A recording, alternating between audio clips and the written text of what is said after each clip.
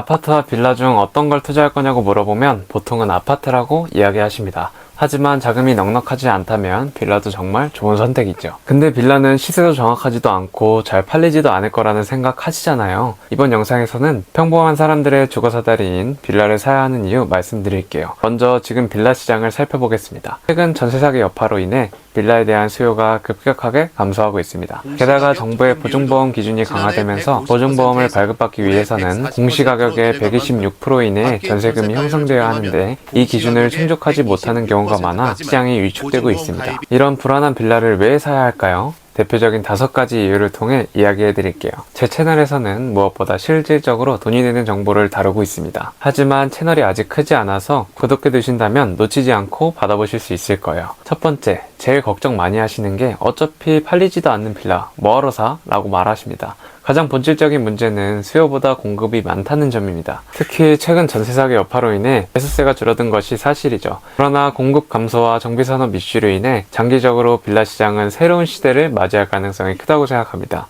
최근 국토교통부의 2023년 부동산 거래 동향에 따르면 최근 몇 년간 빌라의 신급 공급이 급감하였습니다. 이어서 서울시 통계도 보시면 2021년 26,000가구에서 최근 3,700가구로 감소했으며 이는 무려 85%나 줄어든 수치입니다. 빌라의 거래가 얼어붙기 시작하면서 만들어진 결과인데요. 하지만 이를 반대로 생각한다면 공급이 줄어들면 자연스럽게 매수 수요는 늘어나고 이는 빌라 매도가 쉬워질 수 있는 환경을 조성하는 것이죠. 경제학에서는 이를 희소성의 법칙으로 보고 공급이 줄어들수록 자원의 가치가 상승한다는 개념을 가지고 있습니다. 빌라 시장에 적응한다면 현재는 거래가 정체되어 있지만 공급이 줄어드는 추세가 지속된다면 결국 매물이 귀해지고 이에 따라 빌라의 가격이 오를 가능성이 크다고 보는 것이죠. 실제로 서울 및 수도권 빌라 시장을 보면 과거에도 공급 감소가 가격 상승으로 이어진 사례가 있습니다. 2010년대 초반 수도권 빌라 공급 감소 후 2015년에서 2017년도 사이에 빌라 가격이 상승하였습니다. 그리고 2019년도에서 2021년 소형 주택 공급 부족으로 인해 빌라 매매가 증가하였습니다. 이러한 사례들은 빌라 공급이 줄어드는 경우 시장이 반등할 수 있다는 강력한 근거가 됩니다. 두 번째, 아파트 실거래가는 확실한데 빌라는 잘 모르겠어서 투자 안 해? 라는 생각을 가지고 계신 분들 주목해주세요.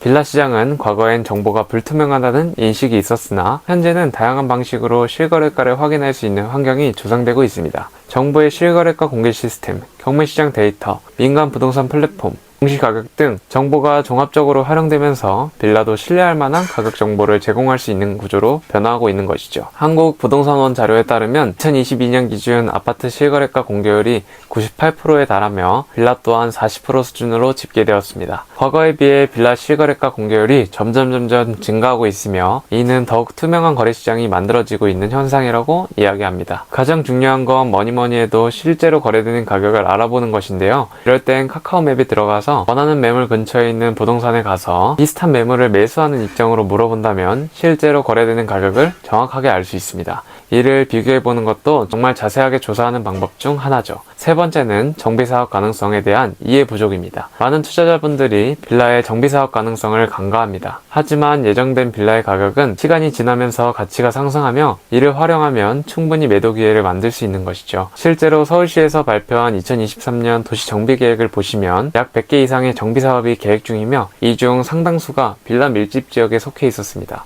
아파트가 안전하다는 이유로 빌라를 제외하고 투자한다면 이런 기회를 놓치는 것이죠. 심지어 국토교통부의 통계에 따르면 재개발 예정 지역 내 빌라 가격 상승률은 평균적으로 연 5%에서 10%를 달하고 있습니다. 그래 좋아. 재개발 빌라를 어떻게 보는데 생각하실 수 있습니다. 정말 간단한 방법으로는 자신이 원하는 혹은 궁금한 지역에 가서 개발 버튼 누르면 끝이에요. 정비사업에 쓰여있는 이름들이 이해가 가지 않는다면 바로 네이버에 검색해보시면 정확하게 잘 나옵니다. 항상 빌라를 매입할 때 정비사업 가능성을 고려한다면 높은 수익을 기대할 수 있는 겁니다. 두 번째는 가격입니다. 아파트 투자는 빌라에 비해 최소 3배 이상의 투자금을 가져야 같은 입지에 있는 물건으로 투자가 가능합니다. 하지만 수익은 어떨까요? 소액 경매인 3천만 원을 가지고 수도권에 있는 2억대의 빌라를 투자하면 약 4천만 원에서 많게는 1억의 수익을 낼 수 있다고 보겠습니다. 이렇게 가정한다면 아파트는 1억을 투자해서 4, 5억짜리의 금액대를 구매한다면 6천만 원에서 1억 중반 정도로 수익이 나올 수도 있습니다. 수치로만 보면 당연히 아파트가 큰 자본이 들어갔으니 큰 수익이 있구나 생각하실 수 있지만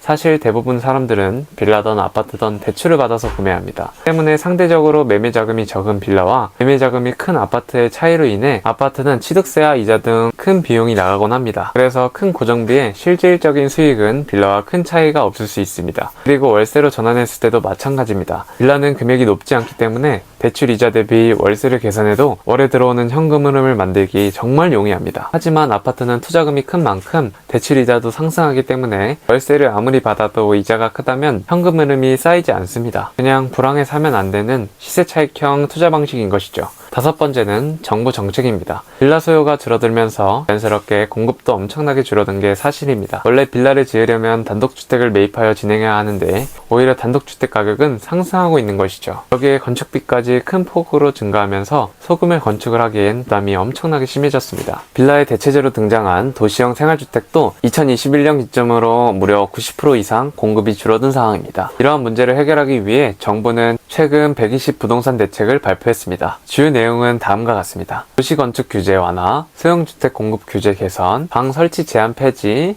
주차장 기준 완화 등 결국 정부는 대규모 주거 공급을 촉진하는 방향으로 정책을 추진하고 있습니다. 특히 1에서 2인 가구 증가를 대응하기 위해 규모 빌라보다는 대형 개발 프로젝트를 통한 공급이 증가할 전망인 것이죠. 이제 중요한 것은 앞으로의 전망과 우리가 어떤 전략을 세워야 하는지입니다. 앞으로 빌라 시장은 점점 축소할 것이며 서민들의 주거사다리 역할을 하는 빌라는 점점 사라지고 대규모 주택 공급으로 대체될 것입니다. 따라서 소액 투자를 통해 빌라 매입을 고려하는 분들은 이제 전략적으로 투자할 필요가 있는 것이죠. 특히 재개발 및 정비 사업이 진행되는 지역에 대한 관심을 가지면 너무 좋습니다. 앞으로 서울 도심에서 소규모 주택 공급이 어려워지는 만큼 정비 사업을 통한 주택 공급이 증가할 것입니다. 이에 따라서 초기 단계에 빌라에 대한 관심을 갖고 투자하여 시간이 지나면서 가치가 상승하는 부동산을 확보하는 전략으로 가져간다면 어느 순간 자산은 불어나 있을 거라고 생각합니다. 오늘 내용을 정리해보면 주거의 양극화가 심화될 가능성이 큽니다. 이에 대비하기 위해 소액 경매를 통해 빌라를 투자한다면 결국 돈 버는 투자하실 거라고 생각합니다. 특히 경매는 리스크를 다 계산하고 하는 투자 형식이기 때문에 더욱 안정적인 것이죠. 제가 가장 보람을 느끼는 순간은 제가 가진 정보가 누군가에게 도움이 될 때입니다. 제 분석을 통해 누군가는 처음으로 부동산 투자를 결심할 수도 있고 또 다른 누군가는 새로운 기회를 발견할 수도 있겠죠. 이런 순간들이 제가 이 영상을 만드는 이유입니다. 부동산 투자는 어렵고 불안할 수 있지만 우리는 같은 목표를 가진 사람들입니다. 제가 공부하고 경험한 것들을 나누며 함께 성장하는 커뮤니티를 만들고 싶습니다. 여러분도 정보를 통해 변화를 경험한 적이 있으신가요? 그런 경험이 있다면 댓글로 생각을 나눠주세요. 고민이나 궁금한 점, 새롭게 알게 된 사실들도 환영합니다. 함께 이야기하며 더 넓은 시야를 만들어갔으면 좋겠습니다. 오늘도 영상 시청해주셔서 감사합니다. 다음 영상에서는 더 좋은 정보로 돌아오겠습니다.